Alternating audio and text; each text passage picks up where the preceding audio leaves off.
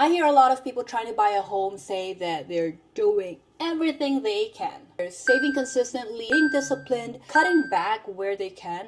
Even after months or sometimes years of doing all of that, I still don't feel like I'm getting any closer. What surprised me is that it's not because they're always doing something wrong. There's something in the process isn't giving them feedback anymore. I feel like until we can see that, we're going to feel stuck for no reason. So I started paying more attention to what's actually going on in those situations. And it's actually not where most people think it is. One of the first things that shows up is the 20% down assumptions. Once that number is in someone's head, it basically becomes a mental wall. Someone's looking at homes around $700,000, $800,000, $900,000. They immediately translate that into I need $140,000, $160,000, $180,000 before I can even start. What's interesting is that most first-time home buyers not enter the market that way. According to the National Association of Realtors, first-time buyers actually put way less than 20% down. Like for example, FHA programs actually allow qualified buyers to put as little as 3.5% down. That doesn't solve affordability, but it completely changes when people can start engaging with the process. But here's the part that actually matters more than numbers.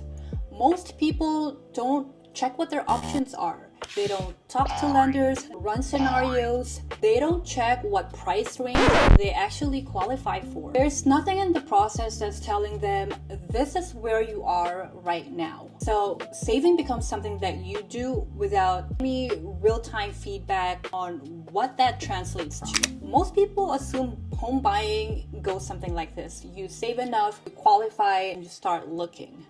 But most lenders don't really look at it that way. They look at a combination of income stability, credit profile, debt to income ratio, monthly obligations, and reserves. So what I see often is mismatch. Someone is focused entirely on savings, but their actual buying power is being shaped by multiple factors happening all at the same time. Two people with the same exact savings can end up in very different positions. One might be closer than expected, one might need more time, but the point is they won't know that from just saving alone. A lot of people also wait until they're completely ready before they look into anything, which makes sense because buying a home is one of the biggest decisions you'll ever make in your life.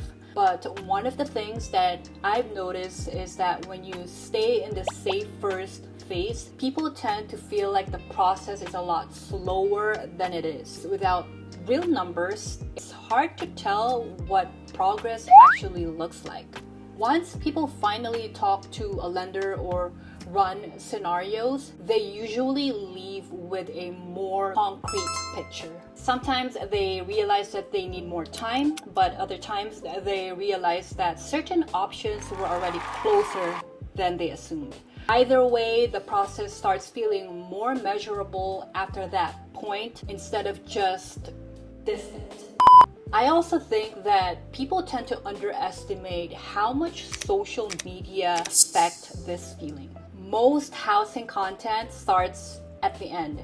The keys, the move-in video, the renovated kitchen. What most people don't see is how long they stayed, what compromise they made, and how different their original expectation from the one they actually bought. So people tend to compare their current starting point to someone else's completed milestones. That can make normal progress feel invisible. When people say that saving for a home feels stuck, I don't think it's always because nothing is working. This is one of the few financial goals where progress can be really hard to feel in real time.